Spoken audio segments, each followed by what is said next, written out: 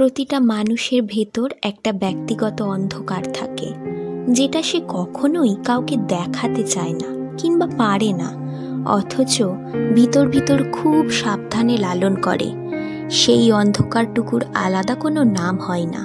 কেউ তাকে ব্যর্থতা বলে ডাকে, কারো জন্য সেটা একাকিত্বে চোখের জল কিংবা কোনো এককালের অসম আঘাত। কেউ স্মৃতি বলে দমিয়ে নেয়, তো কেউ কেউ এখন আর না ছুঁতে পাওয়া মানুষটার ঠোঁটের স্বাদ। খুব স্বাভাবিক। বেয়াক্কেলে লোকজনও প্রসঙ্গত তার অন্ধকারের কথা উঠলেই ছটফট করে, অস্বস্তিতে পড়ে, ঘেঁটে যায়, এড়িয়ে যেতে চায়। সে জানে এই ব্যথাটুকু সম্পূর্ণ তার নিজস্ব, এই খারাপ লাগাটা তার একার।